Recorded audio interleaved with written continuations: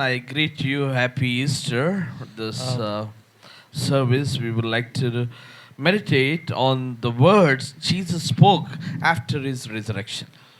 మరొక మారు క్రీస్తు పునరుద్ధాన దినమందు ఈ ఈస్టర్ సందర్భంగా మీ అందరికీ ఈస్టర్ శుభాకాంక్షలు తెలియజేస్తా ఉన్నాం. క్రీస్తు వారి యొక్క క్రీస్తు వారి యొక్క ఈ పునరుద్ధాన దినమున ప్రభుని ఆరాధించక ముందు లేఖనములను మనం చూస్తాం. If you turn with me to John chapter 20 verse 8 and 9, we'll find the people God has foretold that he will be dead and he'll be buried and he'll be raised again. యోహాను సువార్త 20వ అధ్యాయంలో దేవుడు ఆ శిష్యులతో కూడా చెప్తూ వచ్చినాడు తను మరణిస్తాడని, సమాధి చేయబడతాడని, ఆయన తిరిగి లేస్తాడని, ఆయన మరణించక ముందుగానే ఆయన తెలియజేసిన వాడిగా ఉన్నాడు. The birth of Jesus, the life of Jesus and the resurrection of Jesus has been foretold in the scriptures. దేవుని వాక్యంలో ప్రభువు యేసుక్రీస్తు వారి యొక్క జననం గురించి, ఆయన జీవితం గురించి, ఆయన మరణం గురించి కూడా ముందుగానే రాయబడతా వచ్చింది. Please, all together we'll read John chapter 20 verse 8. Let's read directly verse 9. యోహాను సువార్త 20వ అధ్యాయము 8-9 వచనాలు అందరం కూడా కలిసి చదువుకుందాం. We'll read 9th verse loudly. Please read loudly. క్షమించండి, 20వ అధ్యాయము 9వ వచనాన్ని చదువుకుంటాం. ఆయన మృతుల నుండి లేచుట అగత్యమను లేఖనం వారింకను గ్రహింపరయరి. So he told that he will be raised on the third day. ఆయన ముందుగానే చెప్తా వచ్చినాడు, నేను 3వ దినము తిరిగి లేస్తాను అని. And he foretold that he'll be raised. It has been foretold before the birth of Jesus Christ. ఆయన తిరిగి లేస్తాడని ప్రభువు యేసుక్రీస్తు వారు ఈ భూమిలో జన్మించక మునుపే పరిశుద్ధ గ్రంథంలో చెప్పబడతా వచ్చింది. And his words after his resurrection has power. ఆయన పునరుత్థానం తర్వాత ఆ వాక్యం, ఆయన చెప్తున్న మాటలు అనేవి శక్తివంతమైన మాటలు చూస్తాం.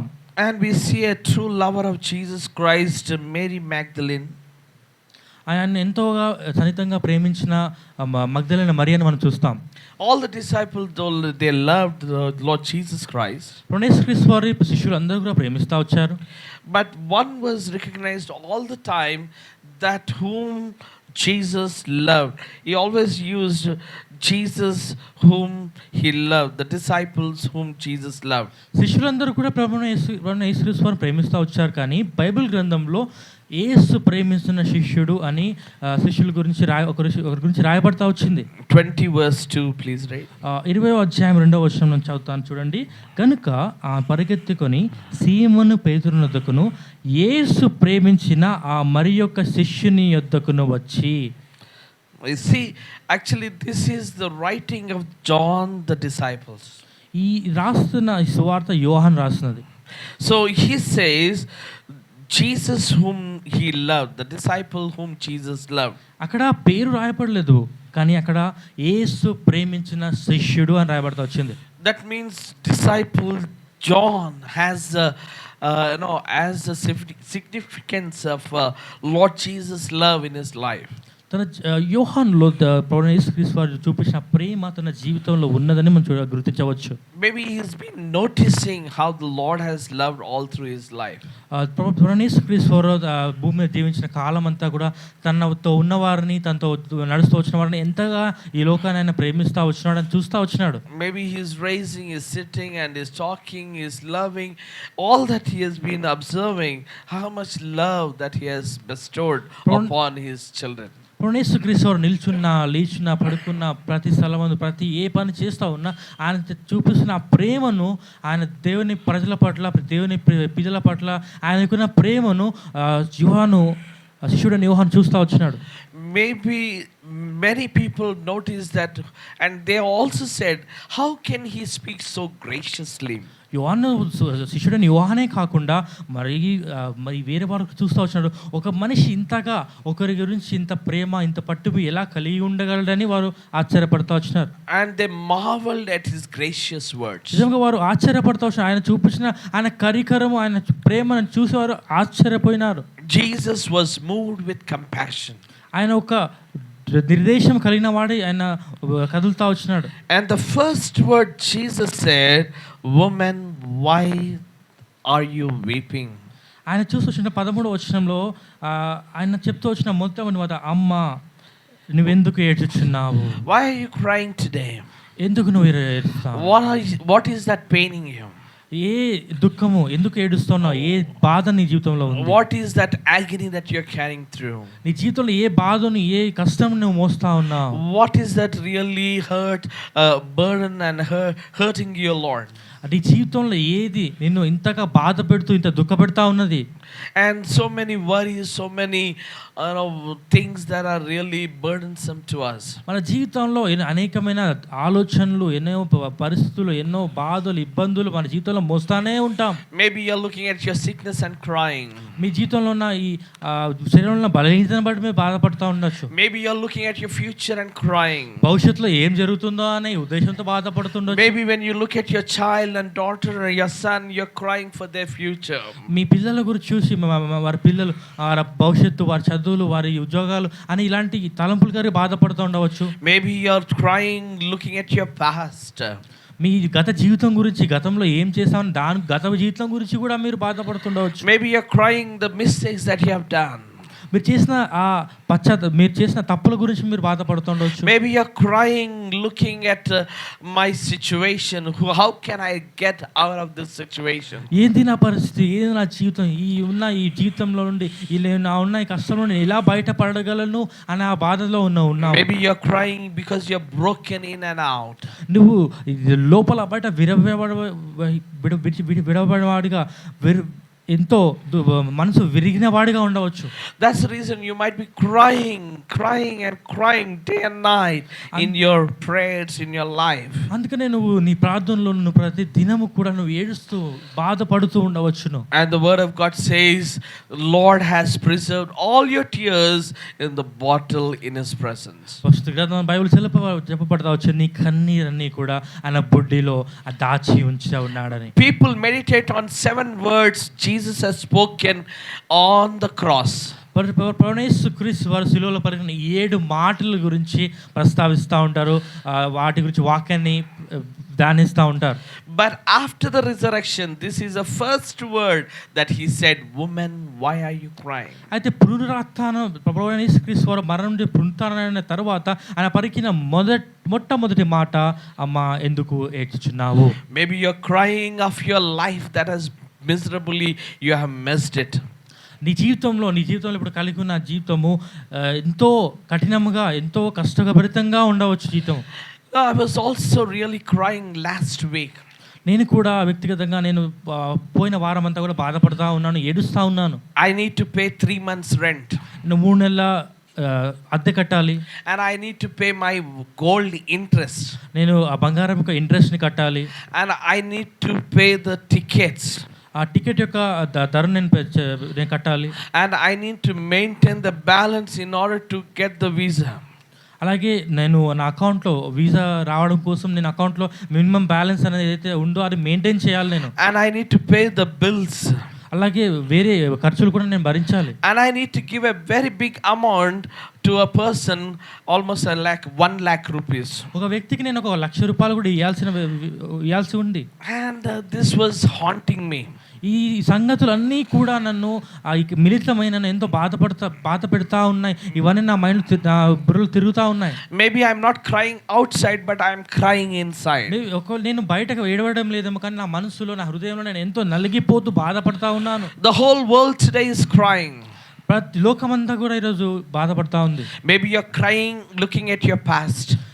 మీరు ఒకవేళ మీ గత జీవితం గురించి బాధపడతా ఉండవచ్చు. Maybe you're crying the mess that has happened in your life. మీ జీవితంలో కలిగిన నష్టం గురించి, జీవితంలో జరిగిన ఈ కష్టం గురించి బాధపడతా ఉండవచ్చు. Maybe you're crying looking at your children's future. మీ పిల్లల యొక్క భవిష్యత్తు విషయమై బాధపడతా ఉండవచ్చు. Maybe you're crying looking at your salary, so small salary, how will I sustain in my life? నీ జీతాన్ని చూసుకుని ఇంత తక్కువ జీతంతో నేను ఎలాగ బ్రతకగలను అని బాధపడతా ఉండవచ్చు. Maybe you're crying looking at your wife. మీ భార్యను చూసి మీరు బాధపడతా Maybe ఉండవచ్చు. you are crying looking at your husband. మీ భర్తను చూసి మీరు బాధపడతా Maybe you are ఉండవచ్చు. crying looking at your life. నీ జీవితాన్ని చూసుకొని నువ్వు బాధపడతా ఉండవచ్చు. How will I face tomorrow? రేపటి దినాన్ని నేను ఎలా ఎదుర్కొంటానని బాధపడతా Mary ఉండవచ్చు. Magdalene was in love with Jesus Christ. ఆ మగ్దలేనే మరియ ప్రభువుని యేసుక్రీస్తుని ప్రేమిస్తా వచ్చింది. When my dad died, నా తండ్రి చనిపోయినప్పుడు I was looking at the grave. నేను సమాధి చూస్తా వచ్చిన. He was the only person who used to encourage me. ఆయన అక్కడ ఒకటే సమాధి పెట్టబడతా He వచ్చిన. is the only one who used to encourage me. ఆయన ఒకరే నన్ను ఎంతో ఆయన ముందుకు నన్ను నడిపించేవారు, ఎంతో నన్ను ఉత్తేజపరిచేవారు. He always want to see me in the suit. ఆయన ఎప్పుడు కూడా నన్ను సూట్ ధరించి ఉండేది వాడిగా He చూడాలి. always want to see me in suit, boot, and he always want me to carry a suitcase. ఆయన నన్ను మంచిగా వస్త్రం ధరించి సూట్ వేసుకొని సూట్ కేసు ధరించి మంచిగా అలంకారం చేసుకొని ఉండాలని నా తండ్రి ఎంతో ఉత్తేజపరిచేవాడు, ఎంతో ఆశపడేవాడు. More than I distributed my visiting cards, my dad is to distribute my cards. వ్యక్తిగతంగా నేను పంచిన నా విజిటింగ్ కార్డుల కంటే నా తండ్రి నా విజిటింగ్ కార్డులు ఎంతో మందికి పంచిన వాడిగా ఉన్నాడు. When he was in the grave, ఆయన సమాధి సమయంలో I want to die with him. ఆయనతో చనిపోవాలి, ఆయనతో పాటు వెళ్ళిపోవాలని అంతగా నాకు అనిపించింది. I want to go into that grave. ఆ సమాధిలో ఆయనతో పాటు నేను పాతి పెట్టబడాలని అంతగా అనిపించింది. Who will be there to encourage me? ఇక ఆయన వెళ్ళిపోయారు. ఆయన వెళ్ళిపోయిన తర్వాత నన్ను ఓదార్చేవారు, నన్ను అలాగే నా జీవితంలో నన్ను ముందుకు సాగించడానికి నన్ను ప్రోత్సహించేవారు ఎవరు ఉంటారని నేను ఆలోచిస్తా ఉన్నాను. Mary Magdalene might have going through the same situation.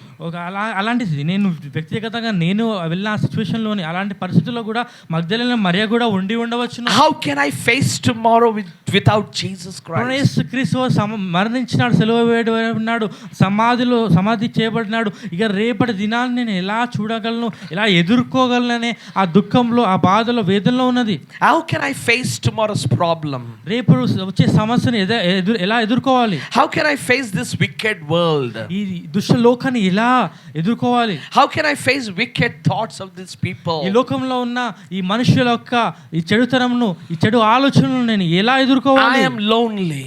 నేను ఒంటరి వాడను. I am alone. నేను ఒంటరి వాడిని. And no one is with me. నాతో ఎవరు కూడా లేరు. All that I have was Jesus Christ. నాతో పాటు ఉన్నది ప్రభువు యేసు, నా కొరకు ఉన్నది ప్రభువు యేసుక్రీస్తు వారు మాత్రమే కదా. And Jesus died. ప్రభువు యేసుక్రీస్తు వారు మరణించినాడు, And సమాధి చేయబడినాడు. she is not aware that the scriptures have foretold that he will be raised from the dead. ఆమె ఆ సమయంలో పరిశుద్ధ లేఖనంలో ప్రభువు యేసుక్రీస్తు వారు మరణించి సమాధి చేయబడి మూడో దినం తిరిగి లేస్తాడు అనే ఆ లేఖనంలో ఆమె ఆ సమయంలో గ్రహించలేకపోయింది. She was in so distress and disappointment and depressed. She couldn't recognize that Jesus was standing right in front of her, yet she was not able to recognize him. ఆమె ఎంత వేదనలో, ఎంత ఆలోచనలో, ఎంత మిళితమైపోయి ఉందని అంటే ప్రభువు యేసుక్రీస్తు వారే తన స్వయంగా తన ముందుకు వచ్చి నిలబడి ఉన్నా కూడా ఆయన్ని గుర్తించలేనంత వేదనలో ఆమె ఉంది. Her eyes were covered with the tears. ఆమె ఆ కళ్ళు ఏడ్చి ఆ కళ్ళు కూడా కన్నీళ్ళు ఆ కళ్ళ కూడా సరిగా కనిపించలేనంత కన్నీరు ఆమె. Her logic is lost in her life. Her hope is lost in her life. తన జీవితంలో ఒక నిరీక్షణ అనేది లేకుండా పోయింది. Now Jesus stands right in front of her. ప్రభువు యేసుక్రీస్తు వారు ఆమె ముందుకు వచ్చి నిలబడ్డాడు. And he says, "Why weepest thou?" అమ్మా ఎందుకు ఏడ్చుచున్నావు అని అడుగుతున్నాడు. Sometimes husbands also says when a wife is crying looking at the loan or looking at some problem, "Hey, why are you crying? I'm there, no, I will take care of her." అలాగే భర్తలు కూడా ఎప్పుడైనా వారి భార్యలు ఏడుస్తూ ఉంటే, ఎందుకమ్మా ఏడుస్తూ ఉన్నావు, ఎందుకు ఏదైనా సమస్య గురించి ఏడుస్తూ ఉన్నట్లే, ఎందుకు ఏడుస్తావు అమ్మా, నేను ఉన్నాను కదా అని అభయం ఇస్తారు. Jesus is saying, because I live, Mary Magdalene, you can face tomorrow. యేసుక్రీస్తు సెలవిస్తా ఉన్నాను, నేను జీవించున్నాను కనుక రేపు నువ్వు ఎదుర్కొనకు నేను నిరీక్షణ నీకు ఇస్తా ఉన్నాను. This is the first word of resurrected Jesus Christ. పునరుత్థానమైన ప్రభువు యేసుక్రీస్తు వారు పలికిన మొట్టమొదటి మాట ఇది. And the second word, రెండవ మాట ఏదనగా, Jesus Christ has come where disciples were in a locked room. శిష్యులందరూ కూడా మేడ గది మీద వారు దూరం బంధించబడిన వారు అందరూ కూడా వారు ఒక చోట చేరి ఉన్నప్పుడు వారు వచ్చినారు. And disciples were very frightened because what has happened in recent times in those days. ఆ దినంలో జరిగిన పరిణామాలు, యేసుక్రీస్తు వారు పట్టబడుట, ఆయన సిలువ వేయుట, ఆ సిలువ వేసి ఆయన సమాధి చేయట, అవన్నీ జరిగిన ఆ పరిస్థితులను బట్టి వారితో భయక్రాంతులై అందరూ కూడా ఒక చోట ఉండి ఆ తలుపు వేయడం ఆ మేడ గదిలో ఉన్నారు. And when the doors were closed, Jesus has come and stood in between them. ఆ ద్వారంలో మూయబడి ఉన్న ఆ గదిలోని యేసుక్రీస్తు వారు వచ్చి ఆ వారి ముందు నిల్చున్నారు. And he said, "Peace be unto you." ఆయన సెలవిస్తా వచ్చినాడు, మీకు సమాధానము కలుగును గాక. He said, "Peace be unto you." అసలు మీకు సమాధానము కలుగును గాక అని సెలవిస్తా వచ్చినాడు. What the situation is going through? అక్కడ జరుగుతున్న పరిస్థితి ఏంటి? Because they are all gripped with the fear of death. వారు మరణము యొక్క భయము గల వారై ఉన్నారు. And they are gripped with the fear of the future. వారు భవిష్యత్తులో ఏమి జరుగుతుందనే ఆలోచనతో భయముతో ఉన్నారు. And they are all with the fear of life. వారి జీవితం ఒక భయం కలిగి ఉన్నారు. And Jesus came in between them. ఆ యేసుక్రీస్తు వారు వారి మధ్యకు వచ్చి and he said unto them, "Peace be unto you." మీకు సమాధానము కలుగును గాక అని యేసుక్రీస్తు సెలవిస్తా వచ్చినాడు. Why he says and why he gives pronounce a peace to them? ఎందుకు యేసుక్రీస్తు సమాధానం కలుగును గాక, సమాధానం మీకు కలుగును గాక అని ఎందుకు సెలవిస్తా వచ్చినాడు? In Isaiah chapter 9, యెషయా గ్రంథము 9వ అధ్యాయము 6th verse, can you please read? యెషయా గ్రంథము 9వ అధ్యాయము 6వ వచనం చదువుతున్నాను. చూద్దాం. ఏలైనగా మనకు శిశువు పుట్టెను, మన కుమారుడు అనుగ్రహింపబడెను, ఆయన భుజం మీద రాజ్యభారమును, ఆశ్చర్యకరుడు, ఆలోచనకర్త, బలవంతుడైన దేవుడు, నిత్యుడగు తండ్రి, సమాధానకర్తయగు అధిపతి అని అతనికి పేరు పెట్టబడును. So Jesus second verse he says in John chapter 20 verse 21, let the peace be unto you. యేసుక్రీస్తు వారు యోహాను సువార్త 20వ అధ్యాయం 21వ వచనంలో అప్పుడు యేసు మరలా మీకు సమాధానం కలుగును గాక అని చెప్పినాడు. So he always pronounced the peace unto them. మీకు సమాధానం కలుగును గాక అనే ప్రభువు ఎన్నోసార్లు చెప్తా వచ్చినాడు. Why peace? ఎందుకు సమాధానము? He is the Prince of Peace. ఆయన సమాధానకర్త అయి ఉన్నాడు. And he is the only one who gives the peace. ఆయన ఒక్కడు మాత్రమే సమాధానం దయచేసే దేవుడై ఉన్నాడు. Today Ukraine and Russia they have a war and the peace has been needed. Ukraine మరియు రష్యా దేశాలు రెండు కూడా ఒకటి దేశం మీద ఒకటి పోరాటం చేస్తూ ఉన్నాయి. వారి మధ్య సమాధానము అవసరమై ఉన్నది. South Korea and the North Korea, they need a peace. South Korea మరియు దక్షిణ కొరియా మరియు వారి మధ్య కూడా వివాదాలు యుద్ధాలు జరుగుతున్న వారి మధ్య కూడా సమాధానం కావాలి. Iran and Jerusalem need to have peace. Iraq మరియు యెరూషలేము కూడా వారి మధ్యలో కూడా సమాధానం కావాలి. And India and Pakistan or India China needs a peace. భారతదేశం మరియు చైనా వారి మధ్య కూడా సమాధానం కావాలి. And some people they live in same house but they don't talk to each other. అలాగే అవన్నీ చూస్తూ వచ్చినట్టయితే లాస్ట్కి చివరిగా ఒక ఇంట్లో ఉంటూనే ఒకరి మధ్య సమాధానం ఉండదు. సో ఎడమొఖం పడమొఖం, husband will be one side and wife will be one side. అలా తెలుగు ఒక పదం అంటాం, ఎడమొఖం పడమొఖం, అంటే ఒకరి ముఖం ఒకరు చూడలేనంత అంత అయిష్టంగా ఉంటాం. They will be hating so much. వారిలో హృదయాల్లో ఎంతో వారి విషయమై ఎంతో విషము లేదా వారి విషయమై ఎంతో అయిష్టంగా ఉంటారు. No peace in the houses. సమాధానం ఉండదు గృహాల్లో. Churches there is no peace. సంఘాలు కూడా సమాధానం ఉండదు. Trust people they don't like, or society people they don't like this person, they don't like that person. కొంతమంది ఆ వ్యక్తిని ఇష్టపడరు, ఈ వ్యక్తిని ఇష్టపడరు, ఈ సమాజాన్ని ఇష్టపడరు, ఆ సమాజాన్ని ఇష్టపడరు, ఈ గుంపు ఆ గుంపు అంటూ వేరుగా జీవిస్తూ ఉంటారు. Pentecostal hates Hebronites don't like Pentecostals. ఇప్పుడు ఎగ్జాంపుల్ చూసుకున్నట్లయితే హెబ్రోన్ వాళ్ళు పెంతెకోస్తుని ఇష్టపడరు, పెంతెకోస్తు వారు హెబ్రోన్ ఇష్టపడరు. ఇలాంటి వ్యత్యాసాలు కలిగి ఉంటారు. And in the family, the same thing happens again. అలాగే ఒక కుటుంబంగా జీవితానికి వచ్చినప్పుడు కూడా అలాగే జరుగుతుంది. Uncle may not like the son-in-law may not like the uncle. అల్లుడు మామని ఇష్టపడకపోవచ్చు, మామ అల్లుడిని ఇష్టపడకపోవచ్చు. Mother-in-law may not like son-in-law may not like the mother-in-law. అత్తగారు అల్లుడిని ఇష్టపడకపోవచ్చు, అల్లుడు అత్తగారు ఇష్టపడకపోవచ్చు. In this kind of chaos, ఇలాంటి పరిస్థితులన్నిటిలో కూడా Jesus says, peace be unto you. ఇలాంటి పరిస్థితుల్లో కూడా యేసుక్రీస్తు వారు సెలవిస్తున్న ఒకే ఒక మాట, మీకు సమాధానము కలుగును గాక. No peace. సమాధానము లేదు. And only Jesus Christ can give peace. యేసుక్రీస్తు వారు ఒక్కరు మాత్రమే సమాధానం ఇవ్వగలడు. And he says, not as the world giveth, but I give up my peace unto you. యేసుక్రీస్తు వారు సెలవిస్తున్న మాట, నేను మీకు సమాధానం గ్రహిస్తాను, లోకం ఇచ్చినట్లు కాదు అని చెప్తాను. ఆయన ఇచ్చే సమాధానం లోకం ఇచ్చే సమాధానం లాంటిది కాదు. He is the Prince of Peace. He is only one who can give peace. ఆయన సమాధానముకు అధిపతి, ఆయన సమాధానం కర్త అయి ఉన్నాడు. And he gives a commandment to you and to me. ఆయన మనకు ఒక నిబంధనను మనకు ఇస్తా ఉన్నాడు. Joshua 1:9 will read and close. యోషువ గ్రంథం నుండి ఒక మాటను చదువుకొని మనం ముగించుకుంటాం. Joshua 1:9. యోషువ 1:9 చదువుకుంటాం.